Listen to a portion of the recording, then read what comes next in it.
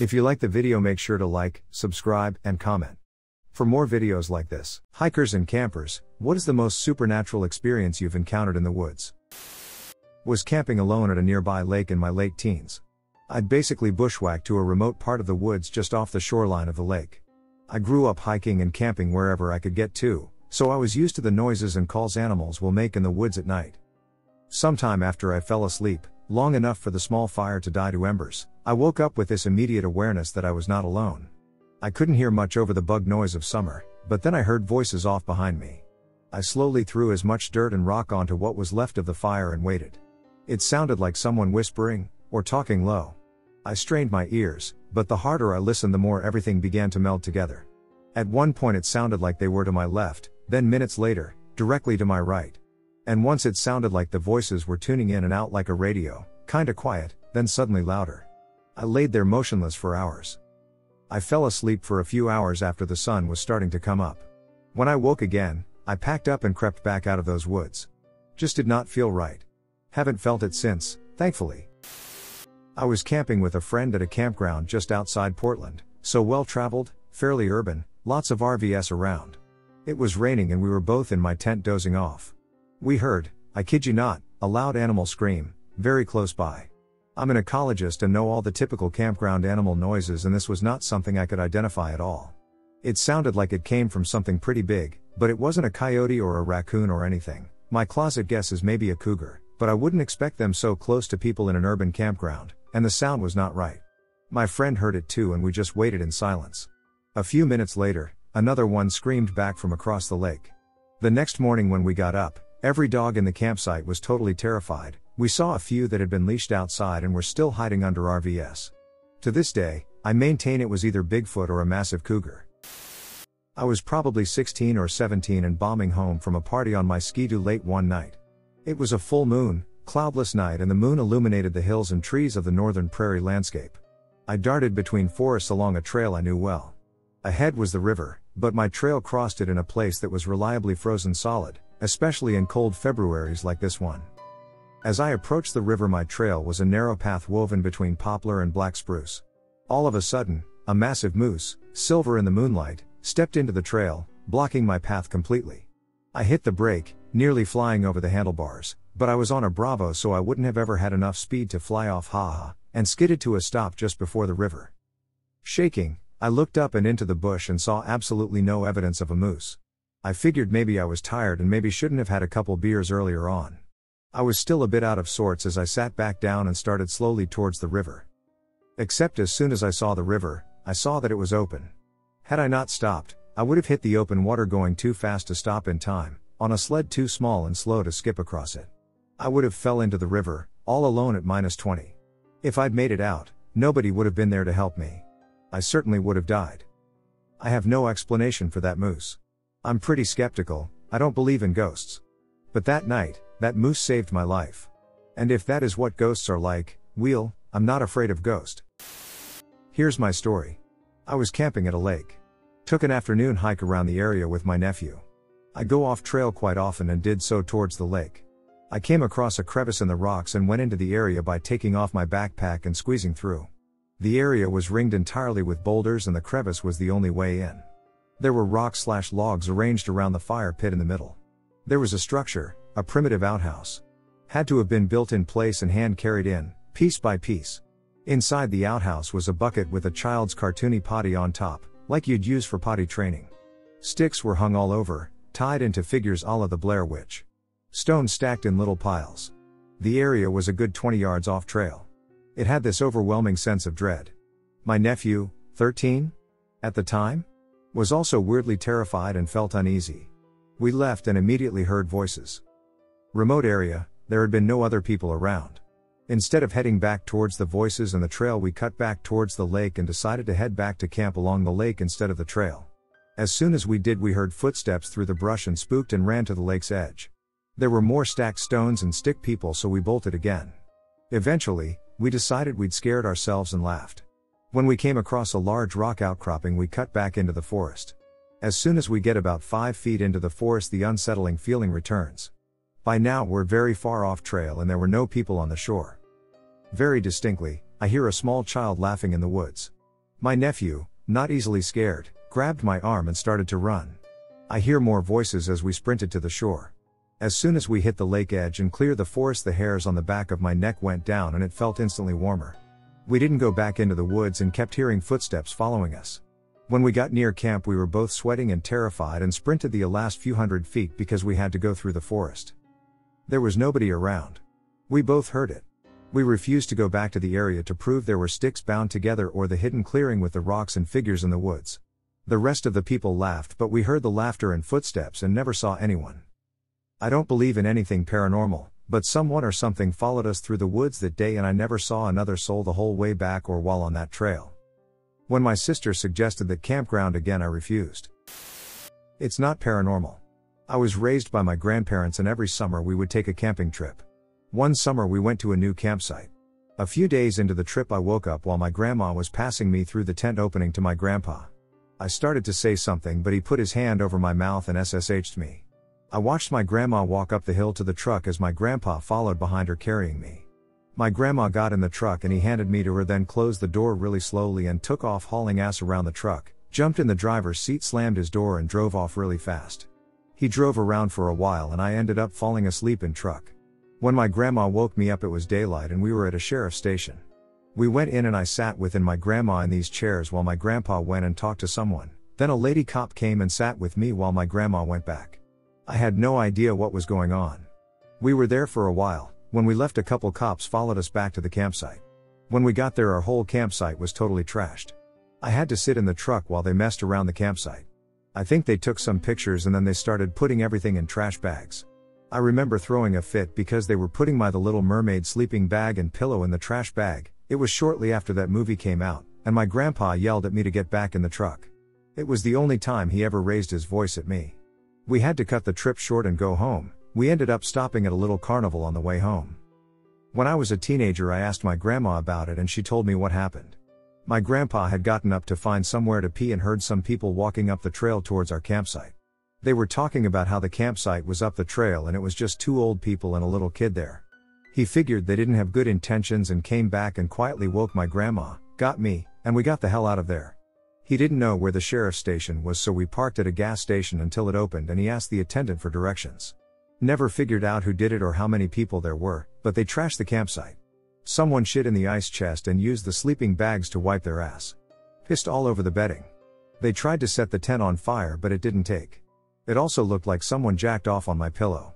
My grandma explained that they just discovered the jizz-looking substance all over my pillow when I started throwing a fit for it, and my grandpa was stressed about that and that's why he snapped and screamed at me the way he did.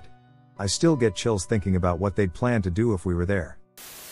I swear to any and all deities, I must have walked into a ghost convention or an elf party or something.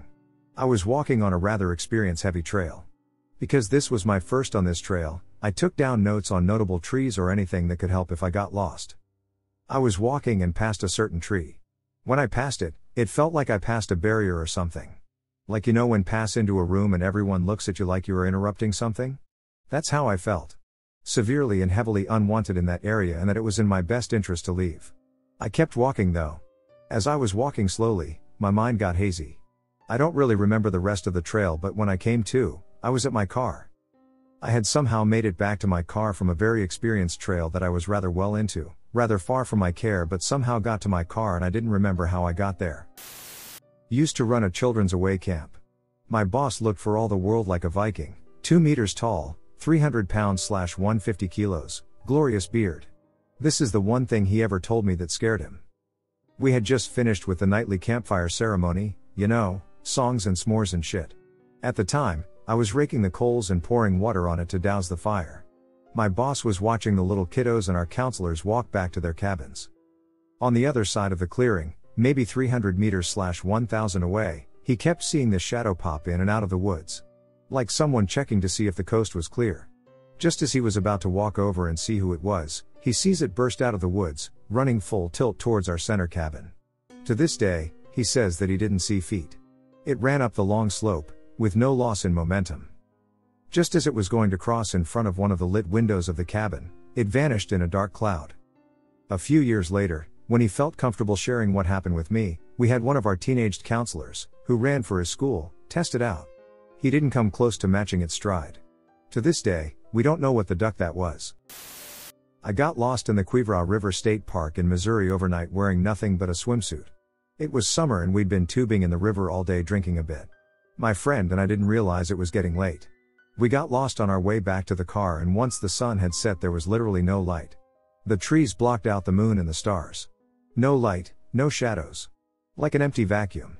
No sounds, it's like everything turned off after the sun went down. You had to feel your way through the forest.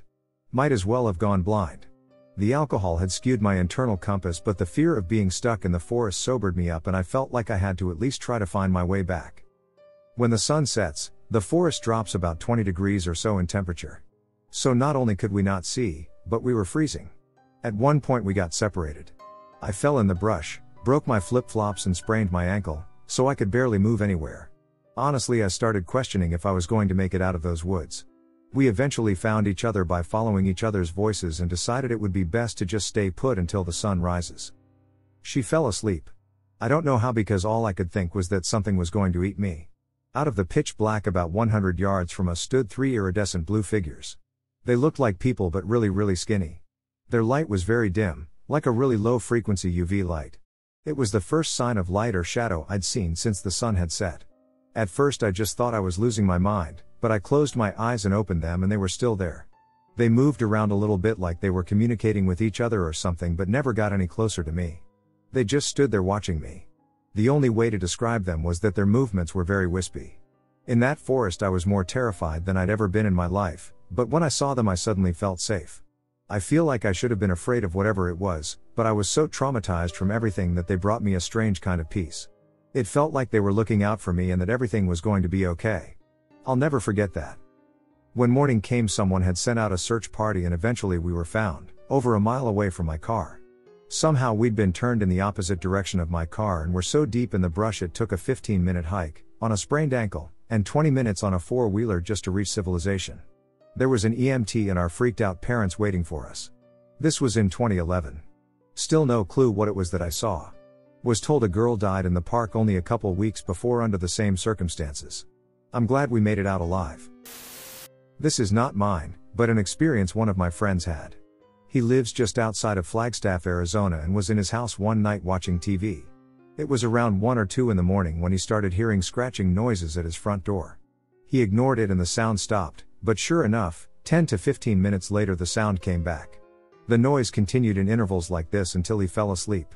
The next morning, when he went to leave the house, there were scratch marks on the front door of his house and the shed that was about 100 feet from his house. The creepiest part of it all though was that there were handprints going back and forth from the shed to the house. Only handprints, no footprints. He claims to this day it was a skinwalker. The sound of drums. Was camping with my husband, my 2 children, and some friends.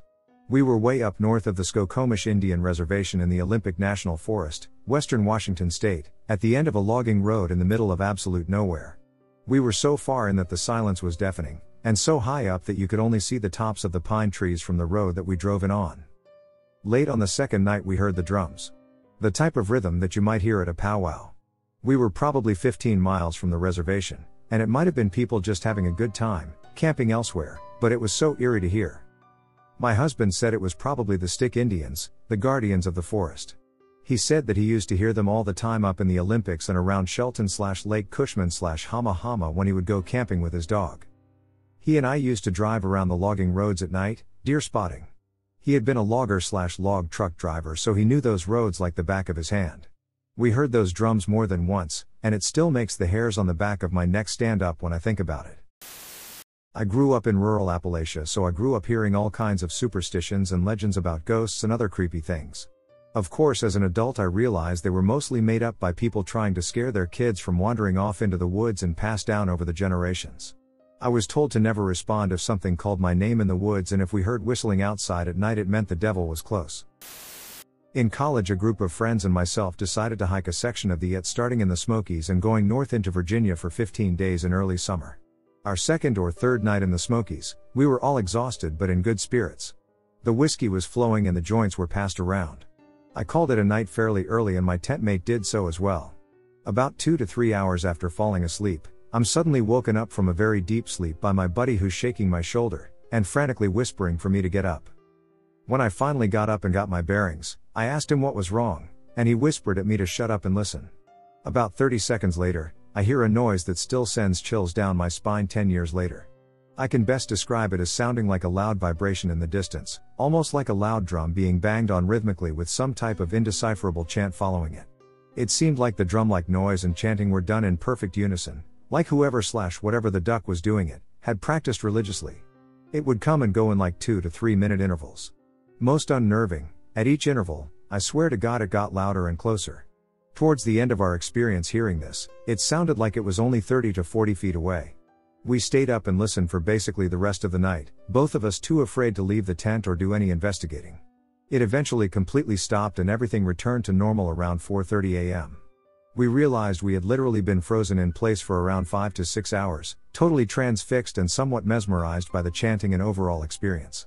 The following morning at daylight, me and my buddy woke everyone else up and told them we needed to GTFO out of that area and keep moving. The really bizarre part was the 4 other guys that were with us claimed to not hear a peep all night, and they each had a great night's sleep. They, of course, didn't believe us, and assumed the whiskey and potent pot, combined with overactive imaginations, was the culprit. I still keep in touch with my buddy on a fairly regular basis, not so much the other guys, and to this day, almost 10 years later, one of us inevitably brings that night up, and we discuss the possibilities of what we heard. It was most definitely supernatural in nature, and it scared me to my absolute core. When I was little, I lived with my grandparents, small farm, nice woods behind them. I played in those woods from the time I was a toddler. Someone had let out their big ol' meat rabbits, or maybe they escaped, and they'd come to the property. Being a toddler, they stood about as tall as me. This was the 90s, and one of the movies I watched was Alice in Wonderland. I remember thinking, if Alice followed the big white rabbit into the woods, so should I. These were friendly big rabbits. I think I have pictures somewhere. They would sit and cuddle and get scratched while I fed them horse grain. Off I went following them. I was hesitant, but I loved those rabbits, so I kept following. We got to the edge of the sort of cleared woods I was allowed to play in near our swampy ponds. I trailblazed into the woods, mostly walking through the shallow stream because I was too little to be able to stomp down bushes. The rabbits would stop and turn around to watch me follow. We finally got to a clearing, in the middle of heavily wooded forest. There was a tree that had been struck by lightning, and the way it fell and the bark that stayed made it look like a throne. I would stay down there and play while the rabbits played with me or just did rabbit stuff. I'd bring my toys down. I'd just hang out with them. Well, this went on for 3 or so years until I was 6 or 7. I'm assuming the rabbits passed away. My grandpa said one got hit by a car. Without the rabbits, I didn't go down in the woods anymore. And I honestly didn't think about it until someone reminded me about them years later when I was 12. I decided I would go back down for old time's sake and just go into the woods to sit and think. It took me forever to get down there since my paths had overgrown, but sure enough my stump throne was there, and some old toy cars were at the base still. I was stoked to find that and sat down in my old spot. I can't remember why, but I decided it was time to go back up. I brought my little Hot Wheels to put them with the rest of my collection and was spinning the wheels as I walked back up and out of the woods. When I got inside, I was getting yelled at for disappearing. I thought I was just down there for 20 to 25 minutes, but when I looked out the window it was pitch black out. I had gone down in the early afternoon. When I was little I could always hear when I was being called, yelling for me, whistling, shooting over the hill, banging the cast iron together, etc. Apparently my dad and grandparents had been calling and searching for me everywhere for hours. They called all the neighbors to start a search party. My mom pulled up as they were yelling at me trying to figure out where I was, and she was in tears and pretty much collapsed, hugging and squeezing me to death. I don't know what happened. It was like I was in a bubble that sound, time, or lack of light couldn't penetrate. I was 16 or so, and my BF at the time was an avid hiker, hunter, and all-around outdoorsman. I was also into all these things and loved camping. We decided to drive up to a spot that picked up the Appalachian Trail, an area we'd been hiking for years, and camp for the night. The sun was starting to set, and we were settled in and snuggling by the campfire. All of a sudden this sense of darkness, dread, and fear washed over me, and I was completely anxious when just moments before everything was peaceful. I was genuinely scared and had no idea why. I was laying there, trying to ignore the feeling, when all of a sudden my BF goes, "So are you also feeling super freaked out right now, or is it just me?"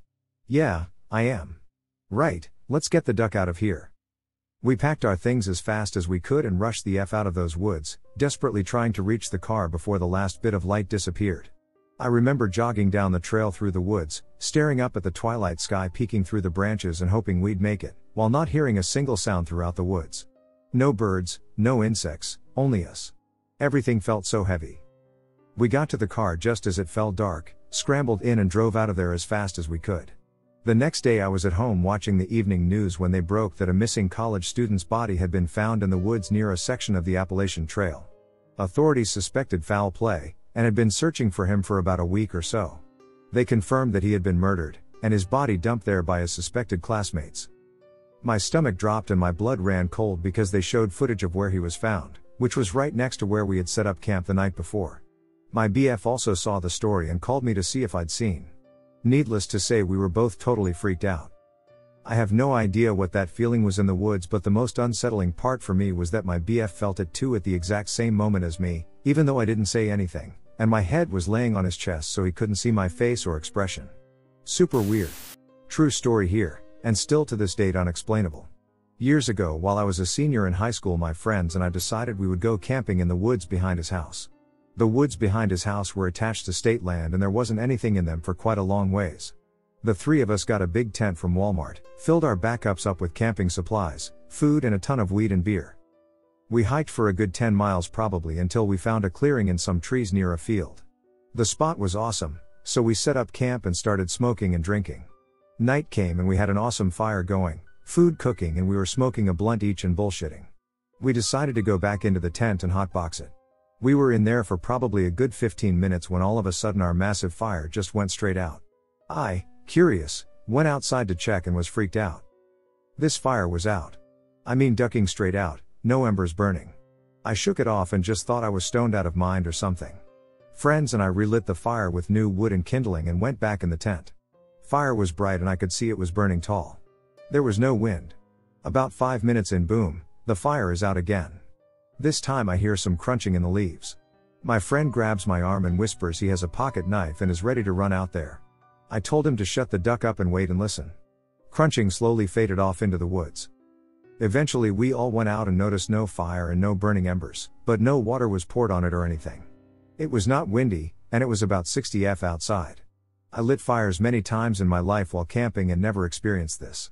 I relit it one last time and went back in the camp. This time I kept the door flap open and the screen closed to watch it. It was burning tall as hell, looked like it would last a while. All of a sudden it went out right in front of us. Completely out. It was as if it just poofed into nothing. We all heard crunching in the woods again, like something was walking away from our tent, stopping and then walking away more. This crunching occurred for a good 15 minutes. Safe to say we closed the tent up, all went back to have a full view with a single pocket knife at our defense. I was scared out of my mind. We stayed awake until sunlight, none of us slept. We made it back and still bullshit about it from time to time. Super weird. We live in rural East Texas in what is considered to be the Bigfoot capital of Texas. My family has lived on our property for over 100 years now. In the late fall of 2020 we began having what most would consider odd activity on our property. Now to preface, our property is mostly woods and swamp and butts up against more properties that are even less visited that are also forest and swamp.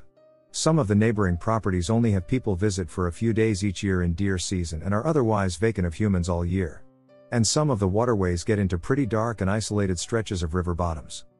In the evenings around sunset and into the earlier hours of the night we began to hear on occasion odd bird-like whistling noises coming from the woods across the road in the forest and swamp area. Our homes are on the other side of the road from the undeveloped property and these weird noises would come from in the wood line near and after nightfall sometimes. It sounded like birds whistling and chirping. Except it didn't sound exactly like birds. It sounded like something doing a really good job of mimicking birds whistling and chirping.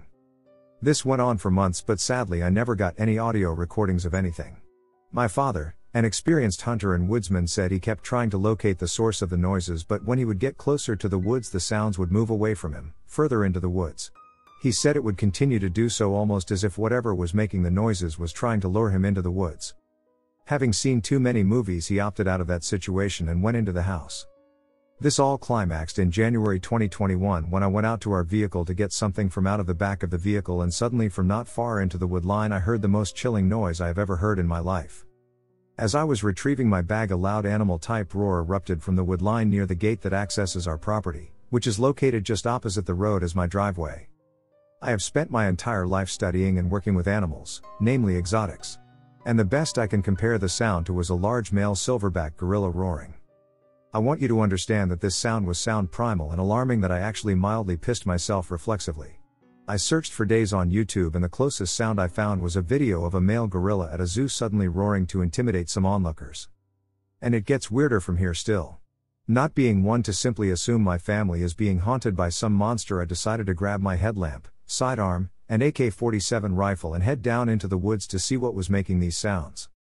I wish I could say that I saw a huge Sasquatch and had some epic shootout, but I didn't.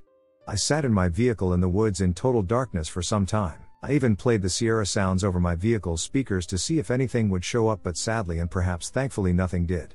However, before leaving the woods I headed back up to our cabin to make sure everything was normal around the cabin. We have actually had people break in before, so I wanted to make sure everything was as it should be. I searched the immediate area with my headlamp and rifle, and while there was some large animal that stayed just out of my line of sight due to thick undergrowth, I am mostly certain it was a feral pig, which can get very large and dangerous. The oddest pet of all this is that when I checked the slough, a semi-permanent body of standing water, near our cabin, there was an animal in the tree I still cannot identify. This small animal was about 2 feet tall, sitting on its haunches and about a foot wide. It had no obvious or visible tail and appeared to clearly have 4 appendages. It was invisibly some sort of mammal, but since the water was higher than normal due to a wet winter, I couldn't get a better angle or get close to it without wading out into icy water. This animal had silver-colored fur with texture rather similar looking to that of a chinchilla. And for all my attempts it would never show its face or paws, as it kept all those distinguishing features tucked into its body like it was sleeping, despite it clearly reacting to the sounds I made on the ground. I have tried for everything I can think to identify this creature. It was not a opossum, it was not a raccoon, it was not an owl or young owl with downy feathers. I cannot place this animal with any local species of fauna, even if it had some health issue like mange. The closest thing I have been able to find is a silvery gibbon, which are obviously not native to eastern Texas. My wife still half jokes that I found a baby Sasquatch tucked away in a tree by its parent, and I honestly don't know what to think about all of this. But after that night we haven't had any more strange activity that I am aware of. I am a very open-minded yet rational person. I have grown up in these woods, I have studied and kept numerous animal species, I have helped with government ecological projects in our area. I have taught biology and ecology classes. But this will baffle me for the rest of my life. Did I find a baby Sasquatch? So, my friend and I were hanging out with 2 of her guy friends Friday night after school, and the plans were that we were having a sleepover at my friend's house. We were just hanging out around town, nothing much to do in a small GA town, but walk around the town square and go to the trails. Well, after shooting the shit for a couple of hours, we got hungry and ordered a pizza for pickup. We got the pizza and drove to a pretty quiet neighborhood where one of the guys lived. The neighborhood was kinda tucked away into a forest, so it was really quiet and really dark in that area of town. As we were sitting there outside, eating pizza, using the hood of the car as a makeshift table, I looked up and saw what looked like a large, pitch-black mass that resembled a primate in shape and movement, swinging high in the trees that had to be a good 800 feet away from us. Even from that distance, in the night, it looked so huge. But that made no sense as we live in a small town in GA. There are no large primates here. I alerted everyone to this figure in the trees, and we were all baffled and amazed at what we were seeing. I remember just having this sense of dread washing over me as I looked at this figure, trying to make sense of what I'm seeing. Then, it seemed like it noticed us. We couldn't see any distinct features, and the figure was pitch black, but somehow, you just knew that it was watching you. Suddenly, this shadow, ape-like figure stood tall, and you could almost see it shifting before your eyes, as it began to resemble more closely the shape of a large man, holding onto a branch with one arm, just staring at us with unseen eyes. Everyone was frozen, so still, and so quiet. It seemed like the sounds of the night froze in place with us. We were just transfixed on this dark figure in the trees. Then, this creature crouched over, and as it did, its shoulders seemed to stretch impossibly higher, reaching over its head.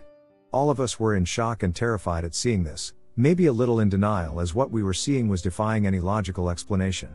Because you want this to make sense. And then this. Creature's shoulders, for lack of a better word or better way to explain this, seemed to just grow into these huge wings. Then this dark figure jumped off the branch and flew off. I knew what I was seeing was real because when that happened, we all ran to the car without talking, just screaming, as fast as possible, and sped away from there. We were all freaking out, trying to find any logical reason that could explain what we had just witnessed, but there was none. Needless to say, no one slept that night. We were all too terrified that maybe that thing follow us back to my friend's house. I was out hiking in Wyoming with my family. We had 2 horses full of supplies and were hiking to several remote lakes by Fremont Lake. It was so remote we only saw 3 other hikers the entire time in the 3 weeks we were gone. We used the same trail going up and coming down. We made it to the first remote lake and stumbled upon an old campsite. They didn't have a tent, but they had sleeping bags that they just left behind along with coffee pot and pan still on the fireplace they had built.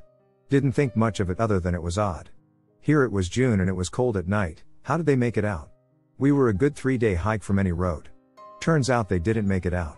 A day later my dad stumbled onto human remains. The authorities were notified. It was missing hikers from several years earlier. They still can't figure out why they left their supplies. Only one body was ever found. I was camping in a remote area with my friends when we saw something incredibly creepy. We had just finished setting up our tents and starting a fire when we heard some rustling in the bushes nearby. At first, we thought it might be a small animal, but the sounds were too heavy and deliberate. As we watched, a tall, thin figure emerged from the trees. It was walking on 2 legs, but its gait was strange and lurching. It had long, spindly arms that reached almost to the ground, and its fingers looked like they could wrap all the way around a tree trunk. We were frozen in fear, watching as the figure slowly made its way towards us. As it got closer, we could see that it had a humanoid face, but its eyes were completely black, without any whites or pupils. It didn't make any noise, but we could feel a sense of dread emanating from it.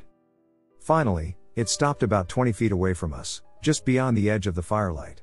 It stood there for what felt like an eternity, just watching us with those blank, black eyes. Then, without warning, it turned and disappeared back into the woods. We were all shaken up and couldn't sleep for the rest of the night. To this day, we have no idea what we saw, but we all agree that it was the creepiest thing any of us have ever experienced. My friends and I used to hike and camp up by French River in northern Ontario. For anyone unfamiliar with this area, it is extremely remote. You have to leave your car, canoe a few hours, then carry your canoe to your campsite. On this occasion we were camping for 10 days. There were 4 of us and we didn't see another person or any signs of anyone else near us. On day 3 we decided to wake up early and hike along the river going north. One of my friends was really good with maps and planning hikes for us, and he said that this one is about a 9-hour hike, there and back to our campsite. We started our hike at 6 a.m. and around noon stopped to swim for a bit in the river to cool off, followed by some lunch that we packed and a beer or 2 each.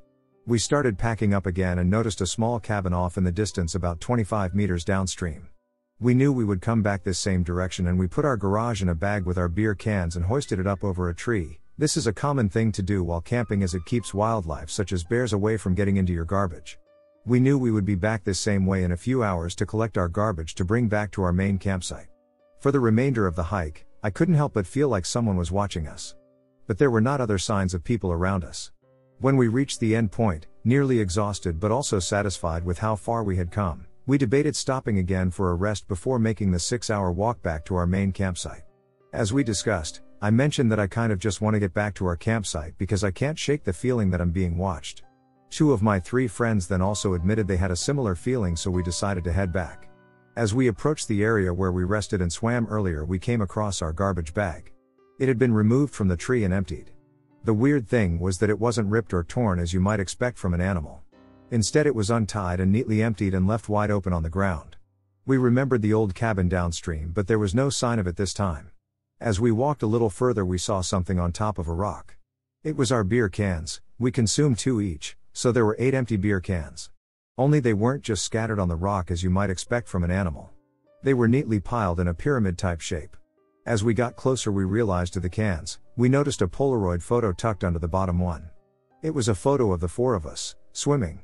Completely freaked out at this point, we half ran and half walked back to our campsite. We arrived at dusk and decided that this night would be the last night of our originally planned 10-day camping trip. None of us slept a wink that night. We stayed up by the fire, terrified and hoping for morning to come. By sunrise we packed up and hiked out with our canoes. We were so happy to see our vehicles where we left it, and drove home together in silence. This is one of those stories that my husband and I still trot out occasionally to this day. It wasn't exactly in the woods, but it was, as best as we could tell, on uninhabited land that was surrounded by forest on all sides. So woods adjacent, at the very least. Most of my family for the longest time was centrally located in Florida, going back generations. That's changed as people have gotten older, passed on, and of course needed to move out due to the job market in the state stagnating. But back then I was sort of the black sheep of the family for being one of the very first to get out. I still tried to make trips down there to see them, though, when time and money allowed for it, since I was still an early 20-something trying to keep my head above water, financially. Anyway, for this particular trip I decided to introduce my then boyfriend, now husband, to everyone, and on top of for once having company on an extended road trip, it was also time for us to try out our shiny, newfangled GPS to get us to where we were going, since it had been long enough since my last journey that I didn't really trust my memory to lead me through Florida's roads. At least, not until I was in my home city proper. Turned out to be an almost entertainingly terrible trip. We were hit by fog and rain at the state border, to the point where visibility was nearly zero. And for one of the few times that I'd seen in years in that state, we got hit by hail in big enough pieces that it eventually broke one of my car's wipers. After debating whether we wanted a chance stopping to try to find a place to pick up a replacement and essentially having to navigate this terrible weather with an increasingly shaky GPS device. We were at the least inhabited stretch of the main road, and the instruction set that device drew from definitely reflected it. In the middle of the night, we decided to keep on trucking, and I made do with what visibility I could. Besides, I figured being able to read the road signs wouldn't matter so much since we had our computerized roadmap giving us instructions. Well, that's what I thought. Except at some point that calm, mechanical voice instructed us to take an unexpected turn off the main road, and after a little bit of back and forth with we half-jokingly decide to go with the flow and take it. Figuring we could easily make a U-turn if it was completely off the mark.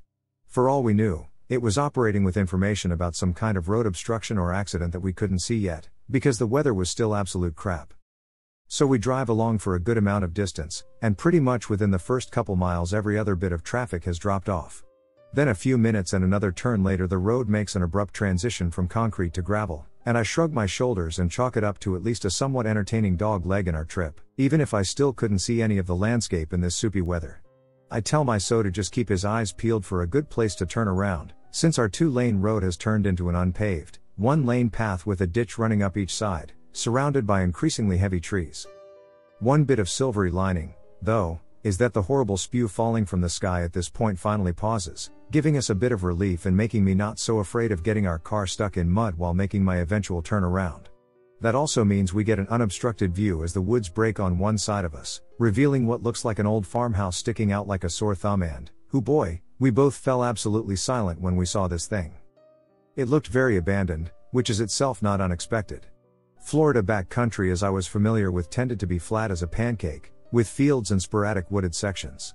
And every once in a while you'd get some abandoned building, usually from someone who owned more land than they could maintain or just couldn't afford anymore. This fit the bill with its empty, broken windows and peeling whitewash boards. Although it had a surprisingly well-maintained clear space around it, with evenly cut grass in a stretch about as big as a decent-sized yard. And festooned around the clear space, sometimes sitting up on pieces of raggedy furniture or set up in little dioramas on the saggy porch of the building, are dolls. Literally hundreds of varyingly shaped dolls. Sometimes marionette types, with worn-down joints. Or stuffed Cabbage Patch style. One human-sized mannequin, set on a rocking chair so that it stared at you not 5 feet from the road. Which was especially disorienting because the fog hadn't cleared fully, so you just saw this head and shoulders emerging from the mush before you could see it wasn't actually a person. And I'm not ashamed to say I veered over as sharply as I could on that narrow path because it fooled me for a handful of seconds. We're both rubbernecking like crazy as we pass this thing, because the more you look, the more you see all the attention to detail someone went into to set everything up. Some of the dolls are sitting at tiny, doll-sized tables, having tea with one another with cracked and dirty glasses. Some of them have clothes, but no hair. Some have hair, but are slumped on the ground like they've been forgotten, while others are very purposefully placed. I can't even imagine how much effort had been sunk into that little, abandoned house, but only on its doll residents. We passed that place by without a single word said, waited until it had finally veered out of our sight, and then I turned us around regardless of how narrow the path still was. We had come to the silent consensus that our little side trip was now done. When we went by that place again, I was going about as quickly as I judged our janky lemon of a car could go, but I'm sure Hubs got another good eyeful the second time around. Nowadays, we still occasionally reference the dollhouse when talking about trips to Florida, and then one of us will air guitar or riff from the dueling banjos of Deliverance. But it's definitely one of those things you only find entertaining from several states away, and not with a dead-eyed mannequin staring seemingly directly at your car as you drive past.